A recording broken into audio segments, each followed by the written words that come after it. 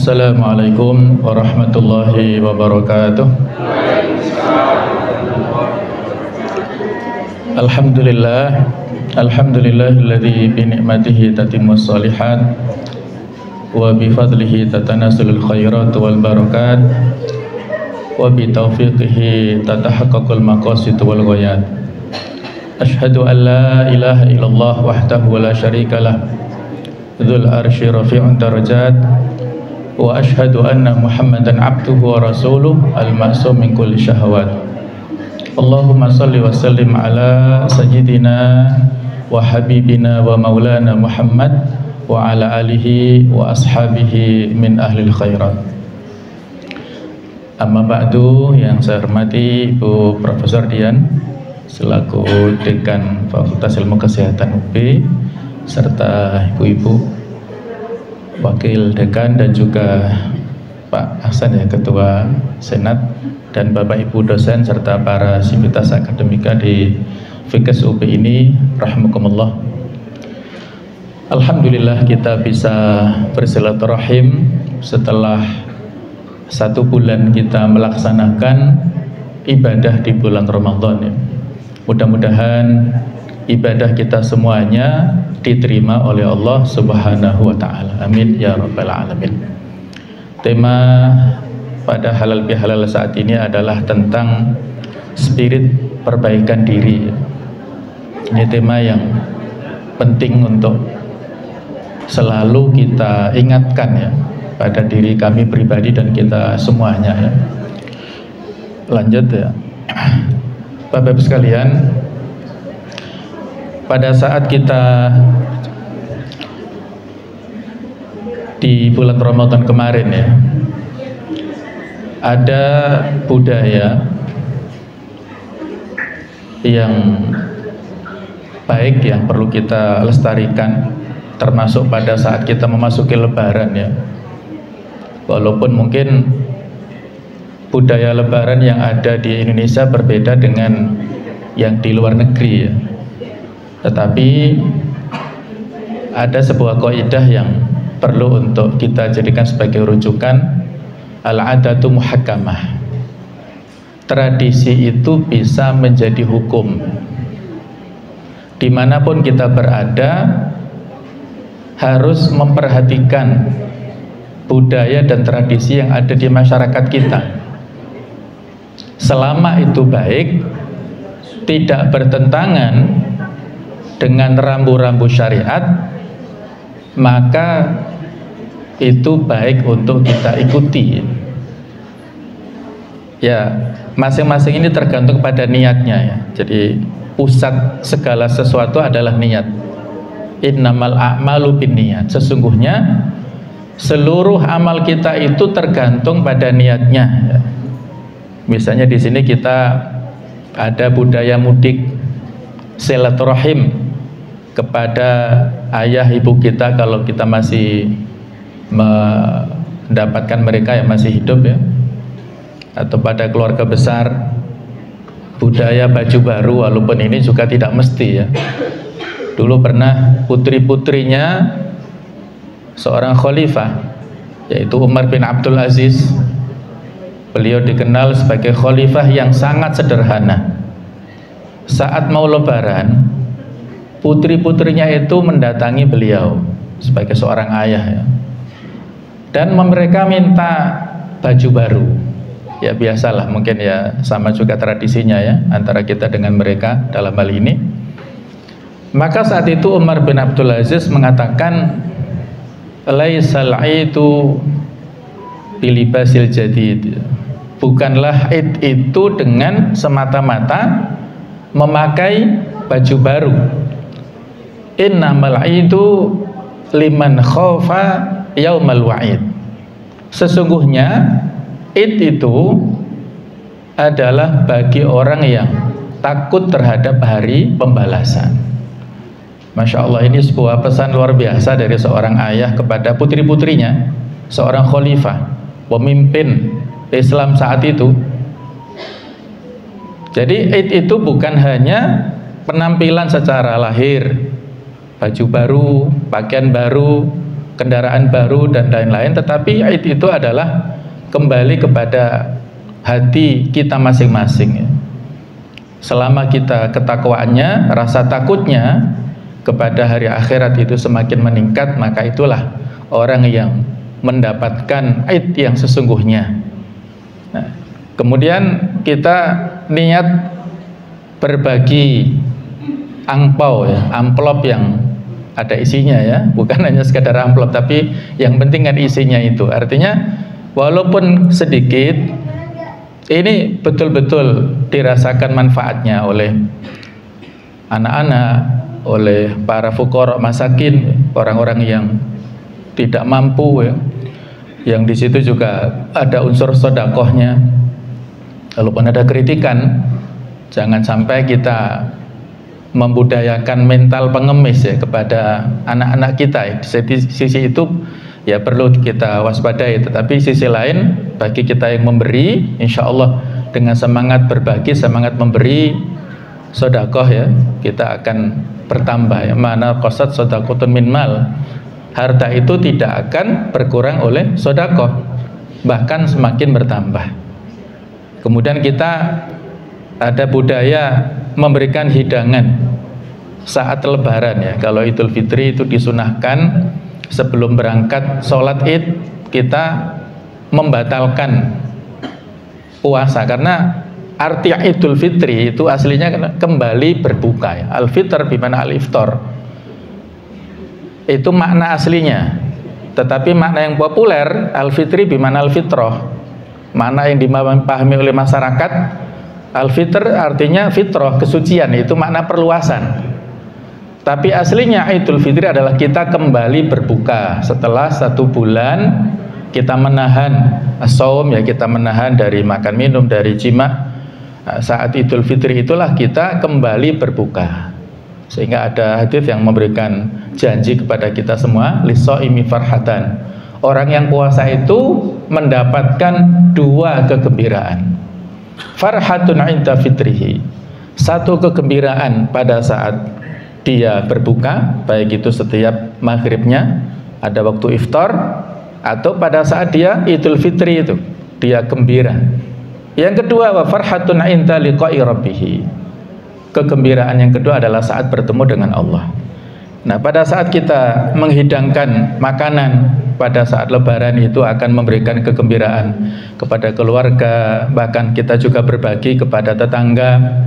Kalau di Jawa kita ini masih ada kupatan ya, hari raya kupatan, yang itu kita warisi dari budaya ataupun tradisi Sunan Kalijogo ya, yang bagus ya. Pada saat kita setelah 1 Syawal langsung dilanjut pada 2 Syawalnya itu puasa 6 hari. Nah, setelah puasa 6 hari itulah dirayakan kembali dengan hari raya kupatan itu. Nah, itu tradisi yang bagus. Sehingga setelah itu ya bebas ya, kita kalau sudah menyempurnakan puasa Ramadan dengan 6 hari puasa di bulan Syawal, seolah-olah kita berpuasa selama 1 tahun. Karena 1 kali puasa itu dilipat gandakan pahalanya dalam rumus kebaikan 10 kali lipat. Jadi kalau kita kemarin ada yang puasa 30 hari, maka berarti kita mendapatkan fadilah 300 hari. Kemudian ditambah 6 berarti tambah 60. 300 plus 60 sama dengan 1 tahun dalam bilangan tahun Hijriah ya, 360 hari itu. Kemudian kita juga menyediakan kue lebaran ya bagi para tamu yang datang. Tapi biasanya kue lebaran dihabiskan tuan rumah sendiri karena tamunya sangat terbatas. Nah, nggak apa-apa. Artinya ini budaya-budaya yang baik yang perlu kita jaga pada saat lebaran kemarin, dan tergantung niatnya. Selama niatnya baik, memberikan kegembiraan kepada sesama, maka insya Allah itu juga kebaikan. Nah, selanjutnya tentang budaya halal bihalal ya. Ini juga sama ya, hanya ada di Indonesia. Nah, sekali lagi ini budaya yang tidak bertentangan dengan syariat Islam, maka baik-baik saja. Dalam bab muamalah tadi sampaikan Prof Dian, ada akidah, ada ibadah, itu rumusnya selama tidak ada perintahnya kita nggak perlu membuat-buat ya. Jadi kalau akidah dan ibadah itu tauqifiyah, sifatnya saklek, tidak ada ruang untuk berijtihad ya, harus ada dalilnya, ada perintahnya. Kalau nggak ada, nggak usah kita laksanakan. Tapi kalau dalam bab akhlak dan muamalah, ini rumusnya adalah selama tidak ada larangan, maka kita boleh ya untuk melakukannya. Kalau ada larangan baru kita tinggalkan. Nah, tradisi budaya ini masuk dalam bab muamalah, juga masuk dalam bab akhlak, hablum minan nas, maka boleh saja kita melakukan segala sesuatu aktivitas kaitannya interaksi dengan sama manusia selama tidak ada larangannya, apalagi kalau ada landasan-landasan dalilnya. Nah, seperti halal bihalal itu hanya bahasa kita, halal dengan halal. Kalau dalam bahasa Arabnya adalah istihlal, minta dihalalkan, atau tahallul. Nah, tahallul kembali halal pada saat sebelumnya haram ya, biasanya kita setelah ihram. Nah, untuk membebaskan diri kita dari segala hal yang terlarang, maka kita lakukan tahallul, baik itu setelah umrah ataupun haji. Nah, menurut Kamus Besar Bahasa Indonesia, halal bihalal adalah hal maaf memaafkan setelah menunaikan ibadah puasa Ramadan. Biasanya diadakan di sebuah tempat seperti auditorium atau aula dan sebagainya oleh sekelompok orang ya, seperti kita ya, komunitas, kelompok, organisasi yang ada di masyarakat kita ini. Nah, sedangkan secara istilah halal bihalal ini dicetuskan oleh tokoh dari NU, yaitu Kiai Haji Wahab Hasbullah. Pada saat beliau mendapatkan curhatan ya dari Presiden Soekarno saat itu, kira-kira cara untuk bisa merukunkan para politisi yang setelah kemerdekaan ada perbedaan pendapat, dengan cara apa? Maka beliau membuat ide dengan acara halal bihalal, yang itu maknanya adalah tolabu halal bitorikil halal, yaitu mencari penyelesaian masalah atau keharmonisan hubungan dengan cara memaafkan, mencari kehalalan dengan cara yang halal. Jadi cara yang memaafkan lah, artinya dengan berkumpulnya mereka di sebuah acara, para pemimpin negara, para pemimpin organisasi politik saat itu duduk bersama dan mereka saling maaf-memaafkan, maka itulah bisa menurunkan tensi politik saat itu. Nah, jadi cara yang cukup efektif, dan sejak itulah kemudian kita budayakan sampai sekarang ini ya. Kemudian dari sisi budaya, yaitu yang bermakna untuk menghemat waktu, tenaga, pikiran dan biaya, maka setelah sholat Idul Fitri diadakan pertemuan akbar untuk sungkeman ya. Kalau kita misalnya di lingkungan lembaga kita ini, fakultas kita ini, satu persatu, Prof Dian misalnya mendatangi satu persatu kan perlu waktu, tenaga, pikiran yang banyak ya. Tapi kalau berkumpul dan kita sekaligus ya saling memaafkan, saling menghalalkan, insya Allah itu lebih efektif dan efisien ya. Walaupun kalau kita datangi langsung ya, silaturahim langsung, itu fadilahnya lebih besar. Kemudian hikmahnya, ini yang penting ya, hikmah yang bisa kita dapatkan dari halal bihalal, setelah dosa diampuni karena puasa Ramadan, maka untuk lebih menyempurnakan juga meminta maaf atas kesalahan dan dosa kepada sesama manusia. Jadi kalau pada saat Ramadan kemarin kita lebih banyak hubungan vertikal, hablum minallah, dengan ibadah-ibadah mahdhah, maka setelah Ramadan ini kita lebih menguatkan untuk hubungan horizontal sesama manusia, hablum minannasnya. Jadi lengkap. Pada saat Ramadan kita sudah terampuni dosa-dosa kecil yang sudah kita lakukan dengan ibadah puasa itu, maka kita sempurnakan dengan saling memaafkan di saat bulan Syawal ini. Yang Syawal itu maknanya adalah peningkatan. Jadi kalau Ramadan kemarin makna secara bahasa pembakaran dari dosa-dosa yang sudah kita lakukan akan terampuni. Nah, kalau Syawal ini bulan peningkatan. Berikutnya, nah, Bapak-Ibu sekalian, ini tradisi yang dilakukan oleh para pendahulu kita ya. Para sahabat dan para salafus soleh ini semangat dalam 1 tahun itu full ada spirit Ramadan. Kanu yad'una Allah sittata ashhur an yablughahum syahr Ramadan. Mereka berdoa 6 bulan untuk dipertemukan dengan bulan Ramadan. Kemudian summa yad'una Allah sittata ashhur an yattaqabbalahu minhum. Setelah Ramadan mereka berdoa 6 bulan untuk diterima pahalanya pada saat setelah Ramadan ini, pada saat ibadah di bulan Ramadan supaya diterima. Karena tidak ada jaminan ya. Saat hari-hari akhir Ramadan itu Ali bin Abi Thalib keliling ke kawan-kawannya. Siapa di antara kalian yang ibadahnya diterima, kami akan berikan ucapan selamat kepadanya. Dan siapa di antara kalian yang ibadahnya ditolak, maka kami berikan ucapan bela sungkawa, takziah. Kalau ucapan selamat tahniah, kalau ucapan bela sungkawa adalah takziah. Tapi tidak ada yang tahu ya, siapa yang makbul, siapa yang mardud, atau amalannya nggak ada yang tahu. Karena itu sesuatu yang ghaib.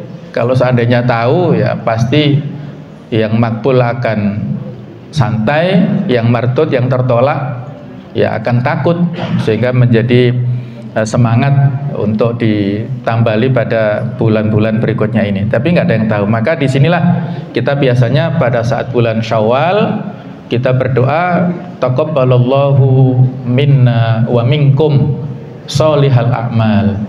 Mudah-mudahan Allah menerima amal ibadah kami dan kalian semua, amal-amal yang terbaik yang kita lakukan di bulan Ramadan.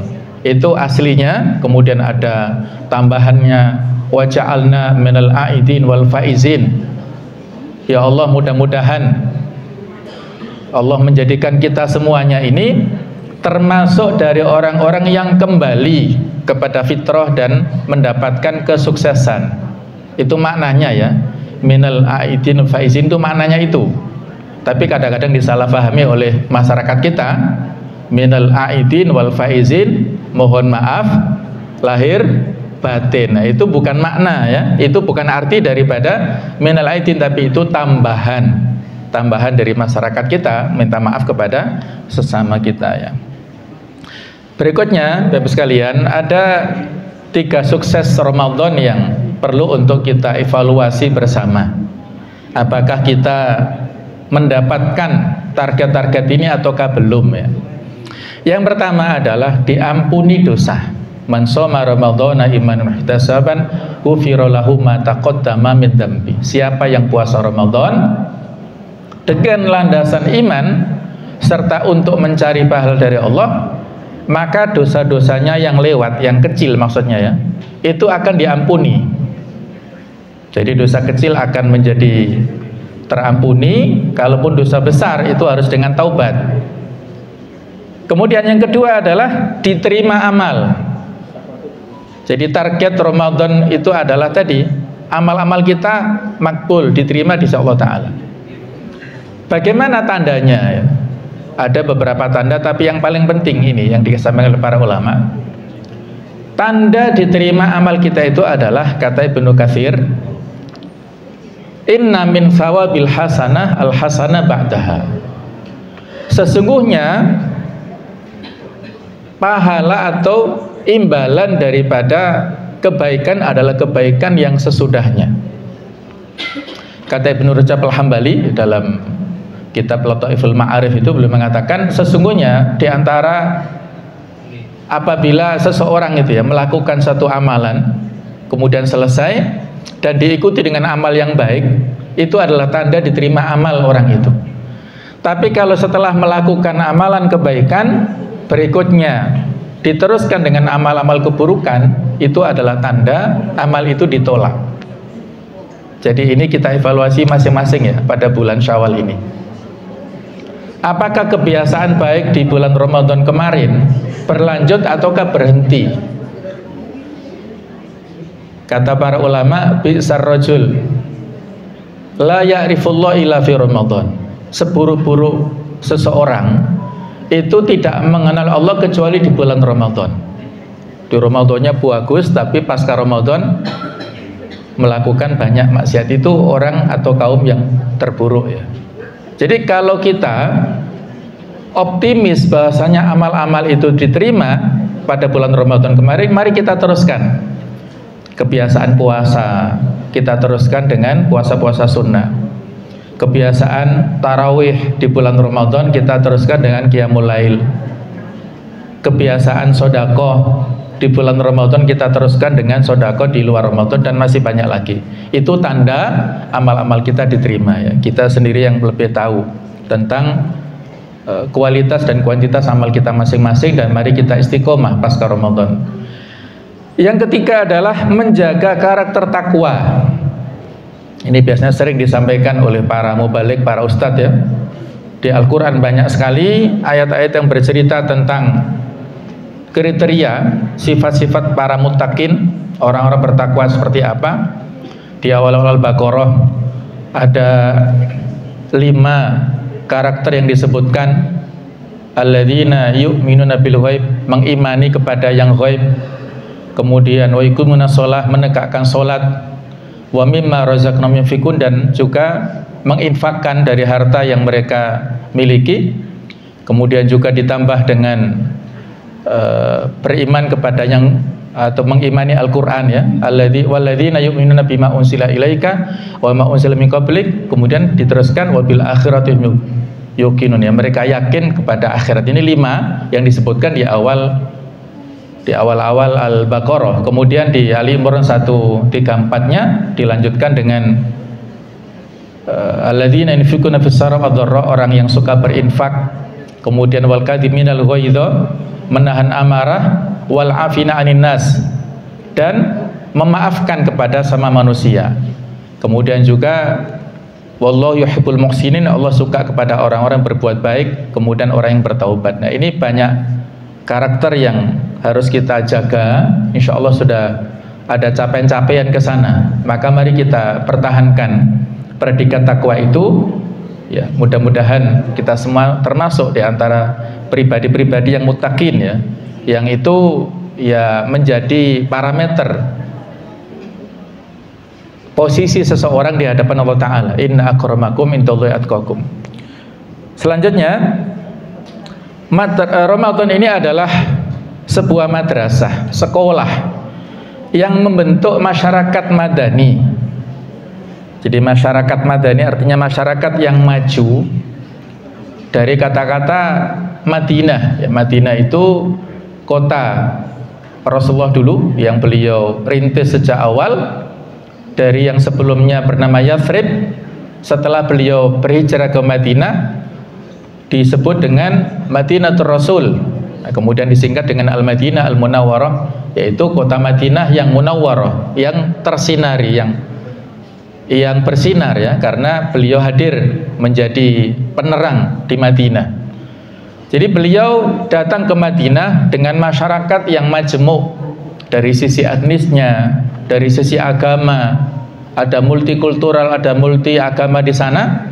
Islam datang dalam rangka untuk menyatukan umat. Ketika para warga Madinah menyambut kehadiran beliau dengan sambutan yang luar biasa, maka beliau pertama-tama yang disampaikan hadis ini, ayuhan nas, wahai manusia, afsus salam, sebarkanlah salam ataupun kedamaian ya. Jadi cinta damai, Islam ini cinta damai. Yang kita sebarkan salam itu bukan semata-mata sapaan, tapi juga kedamaian. Islam itu agama yang identik dengan kedamaian. Kalaupun ada peperangan, maka itu dalam rangka untuk mengeksiskan kalimat Allah atau menegakkan kalimat Allah, dan dalam rangka untuk mewujudkan kedamaian. Kemudian ada semangat yang kedua, wa'timut tu'am, semangat untuk berbagi dan peduli ya, dengan memberikan makanan. Yang ketiga, wasulul arham, yaitu semangat untuk silaturahim yang bermakna sinergi, mensinergikan ta'awun antara berbagai macam kekuatan umat pada saat itu. Kalau yang sesudahnya beliau membuat semacam at-ta'akhi, mempersaudarakan antara Ansor dan Muhajirin pada saat di Madinah itu. Kemudian beliau juga membuat piagam Madinah, Wasiqatul Madinah, yang itu menjadi inspirasi bapak-bapak pendiri bangsa kita itu untuk merumuskan Pancasila. Itu inspirasinya dari piagam Madinah antara kaum muslimin yang dirintis Nabi saat itu di Madinah dan komunitas orang-orang non-muslim, ada Yahudi, Nasrani, dan ada agama-agama yang lain. Mereka rukun dan mereka menciptakan kedamaian di Madinah. Itulah piagam Madinah yang menjadi sinergi dan menjadi kekuatan pada saat itu di Madinah. Kemudian semangat yang keempat adalah wasallu billaili wan nasu niyam. Salatlah pada waktu malam saat orang-orang tidur. Inilah semangat spiritualitas ya, spiritualitas menjaga religi kita ya, ataupun semangat ruhiyah kejiwaan kita. Dengan salat malam itulah insya Allah hati kita menjadi tenang, jiwa kita menjadi tentram, dan iman kita semakin meningkat, dan masalah-masalah yang kita hadapi dalam persoalan kehidupan ini insya Allah bisa dipermudah ya Allah Ta'ala untuk menyelesaikannya dengan sholat malam ini. Itu diperkuat ya di Madinah ini. Tadkhulul jannata bisalam, maka kalian akan masuk surga dengan keselamatan ya.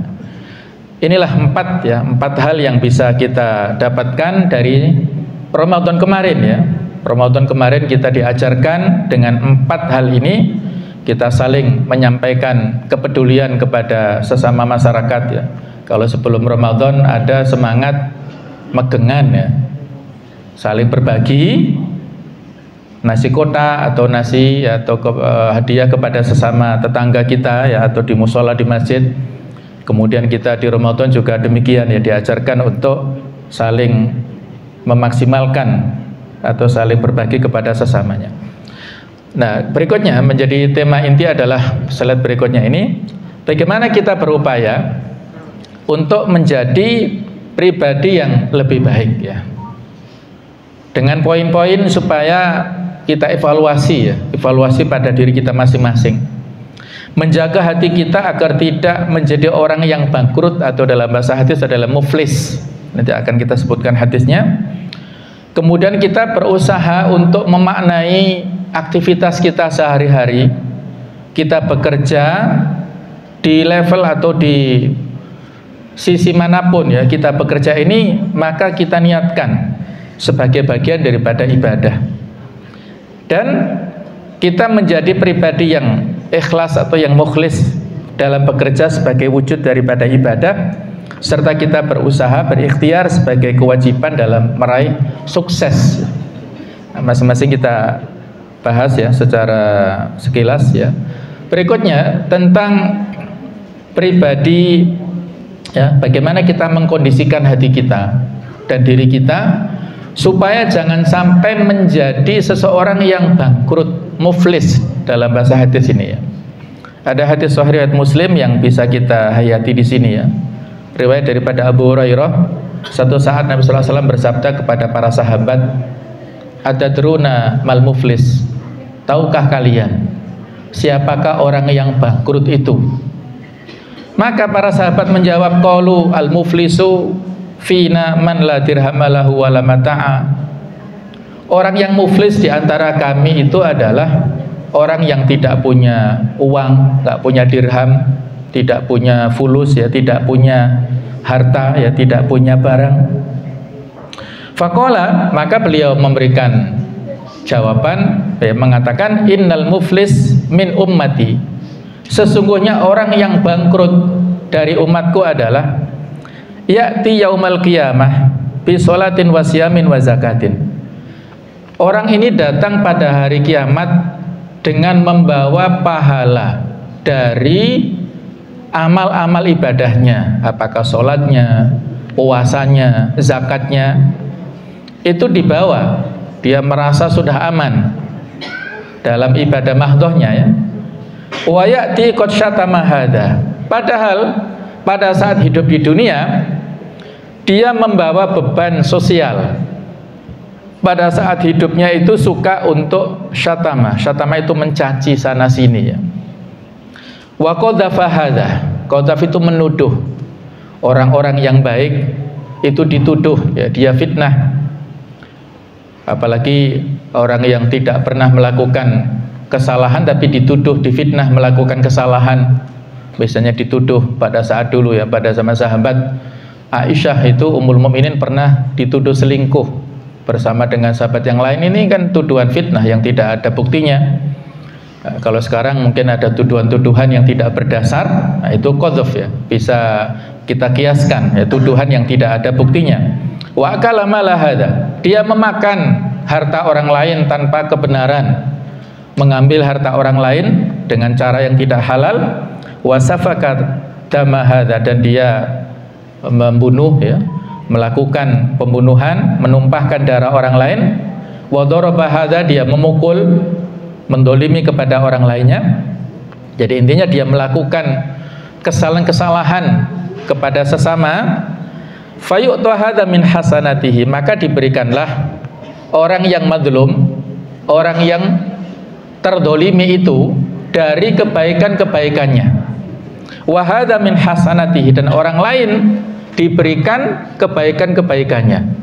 Pahala sholatnya dikasihkan kepada yang terdolimi si A, pahala puasanya diberikan kepada si B yang mazlum saat di dunia yang terdolimi oleh dia, pahala zakatnya diberikan kepada si C yang dulu dia dolimi di dunia. Fa in faniyat hasanatu, kalau kebaikan-kebaikannya sudah habis, qabla an yuqdha ma alaihi, sebelum tuntas ya, masih banyak yang komplain, masih banyak yang mendatanginya untuk minta keadilan pada Allah. Ukhidha min khotoyahum, maka orang-orang yang terdolimi di dunia itu kesalahannya ditimpakan kepada dia. Masih ada si D, si E dan seterusnya masih datang komplain, kebaikannya habis, maka keburukan orang ini ditimpakan kepada pelaku yang dolim ini.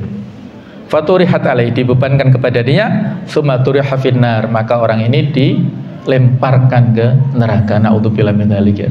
Ini orang yang muflis ya. Dia seolah-olah punya investasi kebaikan banyak, ibadahnya luar biasa, ibadah mahdhohnya bagus sekali, tetapi tidak bisa menjaga aktivitas sosialnya sehingga banyak orang lain yang terdolimi. Orang-orang yang biasanya berinteraksi dengan banyak komunitas ataukah misalnya pemimpin ya. Pemimpin ini satu di antara dua pilihan. Kalau dia imamun adil, itu menjadi wasilah ke surga, pemimpin di level manapun ya. Kalau dia adil, maka bisa menjadi sarana untuk masuk ke surga. Tetapi kalau pemimpin yang dolim, maka dia banyak yang komplain tadi, menjadi sarana memudahkan dia untuk masuk ke neraka. Naudzubillah. Ada perkataan bagus dari Umar bin Abdul Aziz ya, menjadi evaluasi kita semuanya. Adrakna salaf wa hum la yarawna al-ibadah fi shaum wala fi shalah. Kami menjumpai para salaf, generasi sebelum beliau kan para sahabat Nabi ya, generasi sebelumnya, dan mereka berpandangan bahwa ibadah itu bukanlah sekedar puasa dan sholat saja, bukan sekedar puasa atau bukan sekedar sholat dan ibadah mahdhoh. Walakin fil kaffi an a'radin nas, namun ibadah itu juga menahan diri dari membicarakan kehormatan orang lain.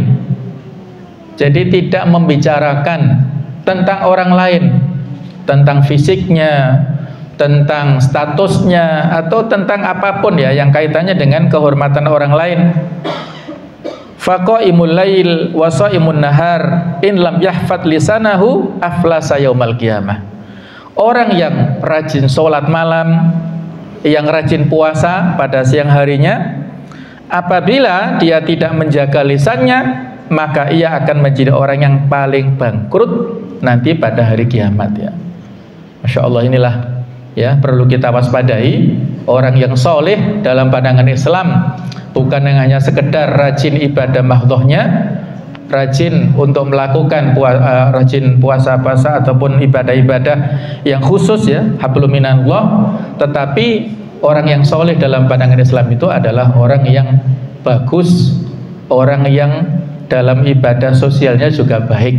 Nah, itulah orang yang soleh sesungguhnya dalam pandangan Islam. Berikutnya tentang masalah bekerja ya sebagai sebuah ibadah. Ibadah ini ada dua macam ya, ibadah mahdhah, ibadah yang khusus, yang ritual ya, ibadah yang tata caranya itu ada contohnya dari Rasulullah. Sedangkan yang kedua adalah ibadah ghairu mahdhah, ibadah secara umum. Kita telah berjanji inna sholati wa nusuki wa mahyaya wa mamati lillahi rabbil alamin. Sesungguhnya sholatku, ibadahku, hidupku dan matiku hanya untuk Allah. Ini maksudnya adalah ibadah yang sifatnya ghairu mahdhah.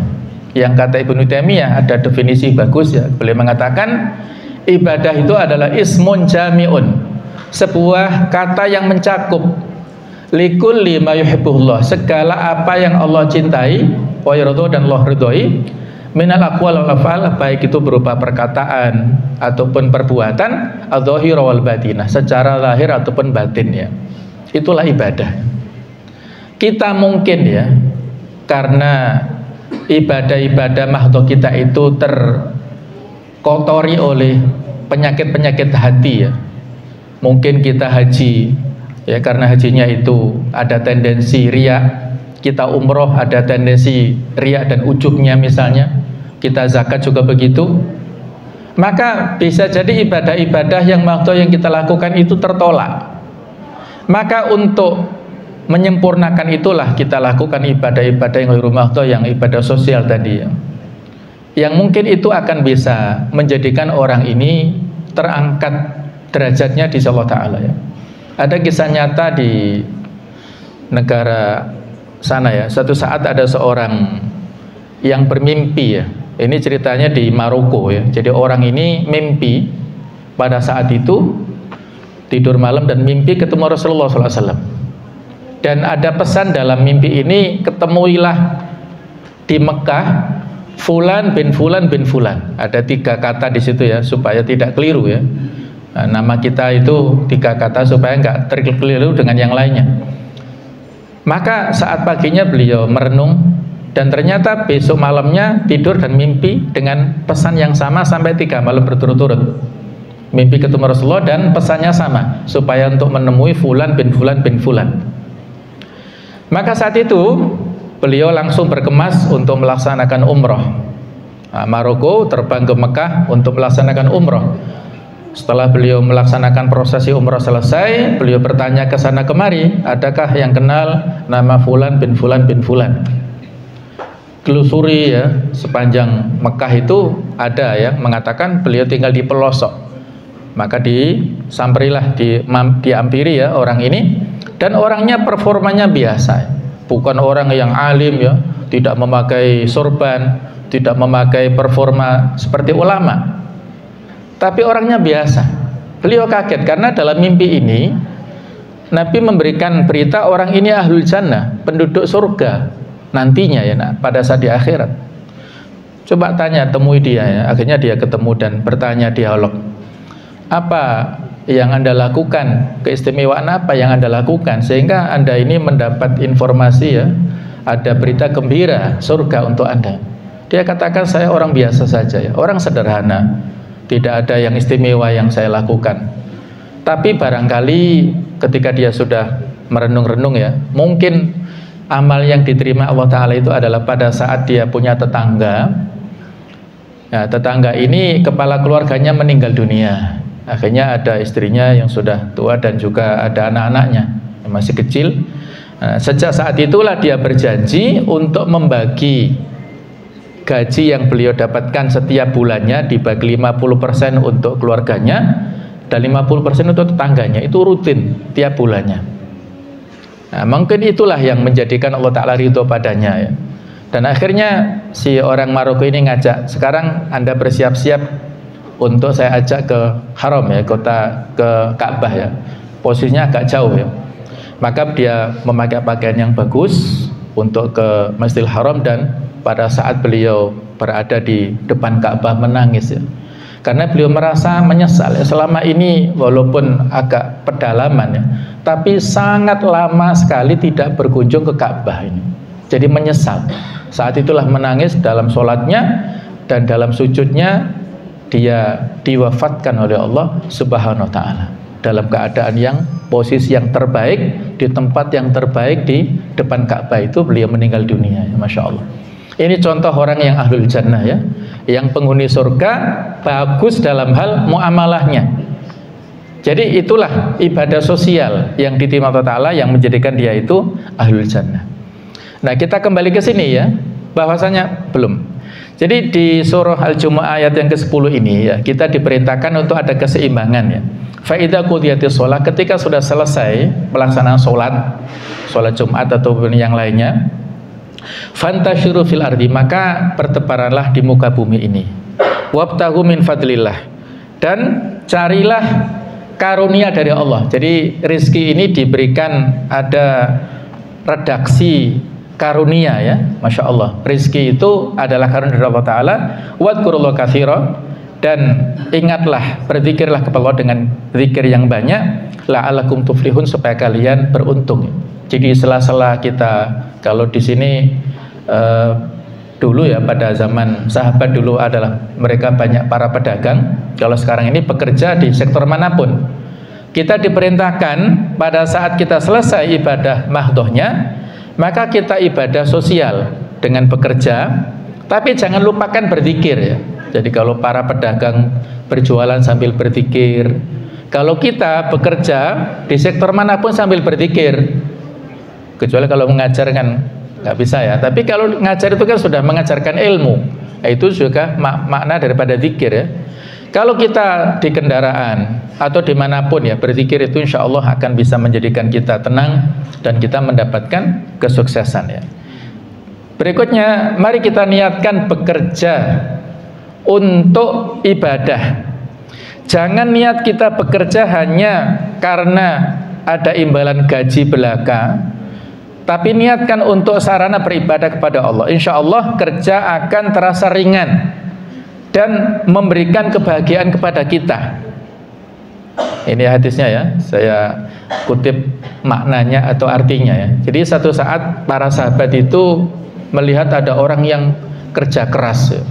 Kemudian para sahabat bertanya, wahai Rasulullah, apakah orang itu fisabilillah, termasuk di jalan Allah aktivitasnya itu?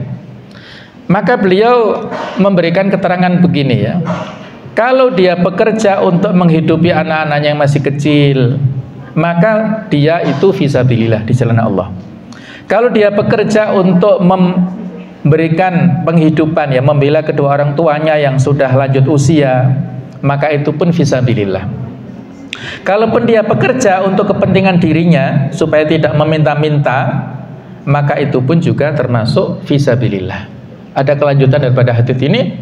Kalau dia bekerja riya'an mufakharatan, dia dalam rangka untuk dilihat dan mendapat pujian dari orang-orang, serta berbangga-bangga dengan apa yang dia dapatkan, supaya dia dapat uang banyak, bisa membangun rumah besar, bisa punya kendaraan yang bagus, dan supaya dikagumi oleh masyarakat, maka kata Rasulullah, fahuwa fi sabili syaitan, orang itu berada di jalan syaitan.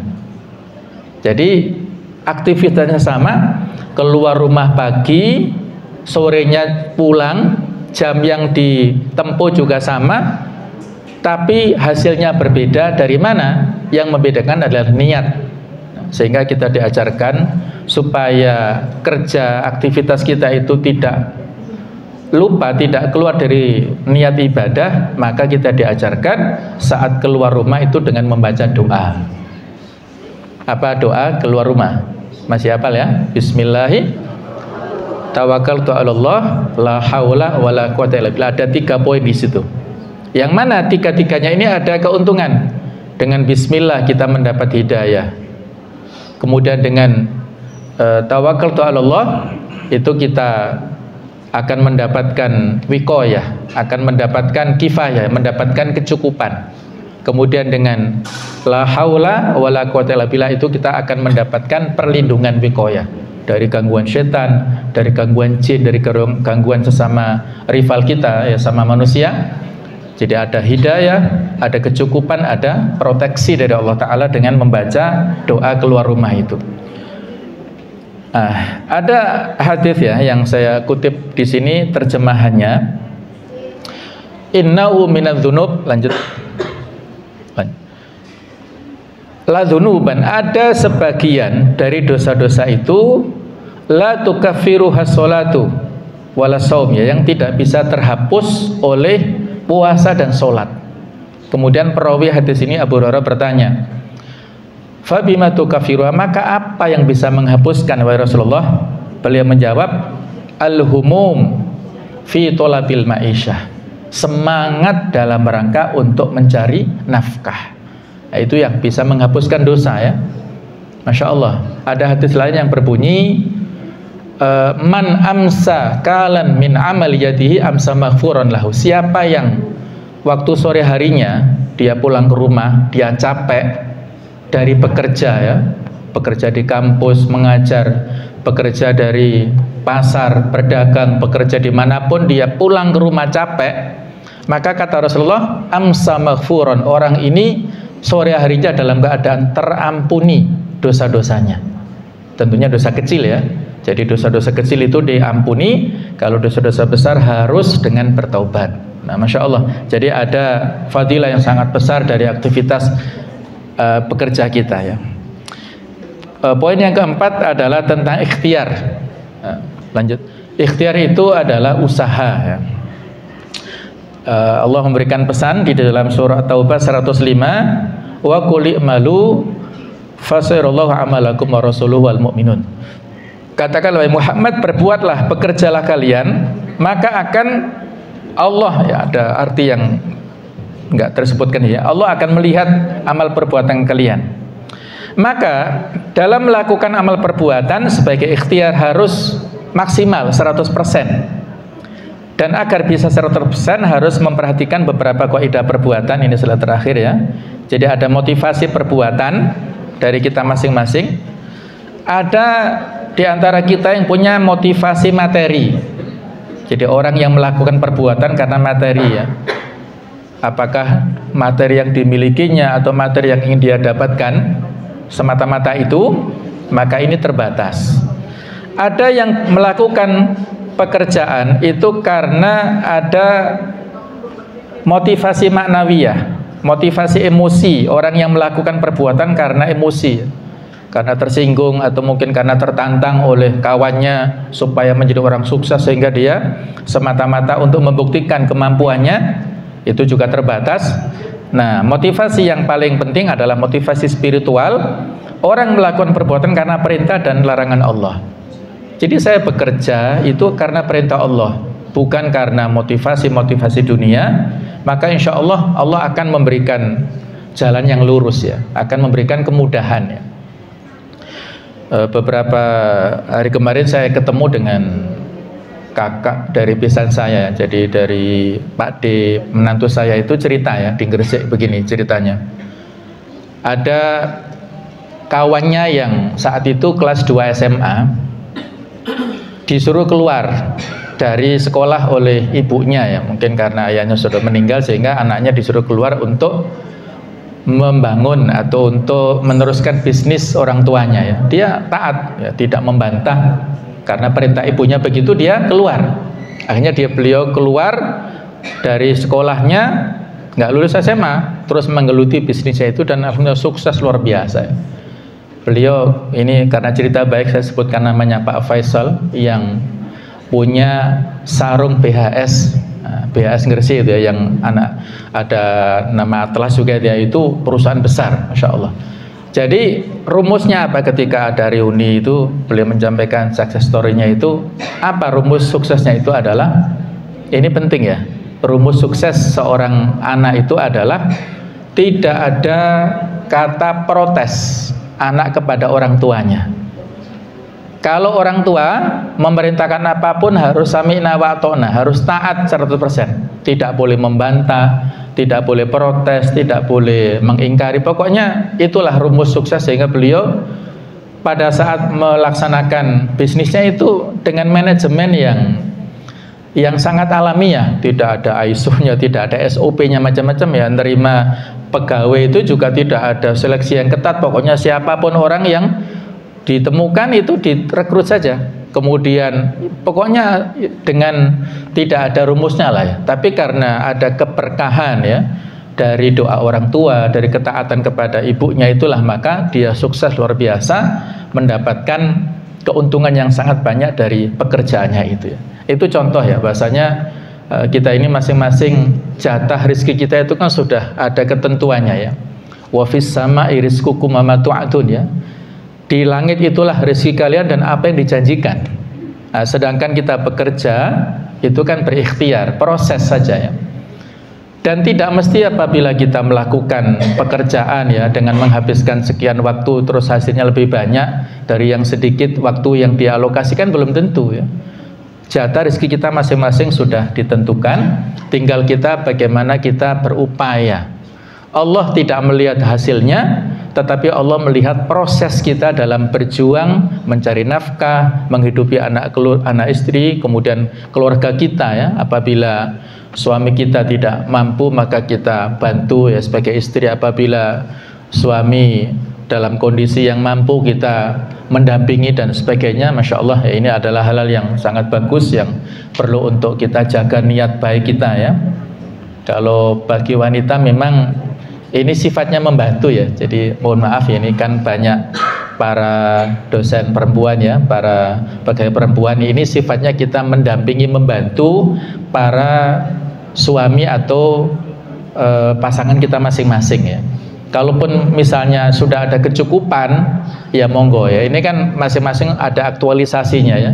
Kita yang sudah dikasih ilmu, kita menyebarkan ilmu dengan mengajar, alhamdulillah baik ya. Selama dalam proses pekerjaan kita tertata, terjaga ya, tidak ada hal-hal yang sifatnya itu melanggar syariat, insya Allah baik-baik saja. Islam tidak membatasi antara peran laki-laki dan perempuan dalam bab ini, semuanya berkiprah sesuai dengan potensi dan fitrahnya masing-masing. Selama itu dijaga, insya Allah baik-baik saja, tidak ada masalah ya.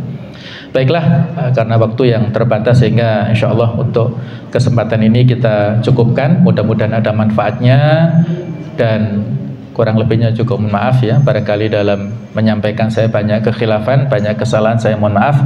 Dan sekali lagi mudah-mudahan kita bisa menjaga konsistensi daripada amal-amal baik kita di bulan Ramadan, dan mari kita istiqomah pasca Ramadan untuk menyambut nanti ya di 11 bulan yang akan datang adalah Ramadan yang berikutnya. Mudah-mudahan masih ada umur panjang, sehat untuk kita semuanya ya.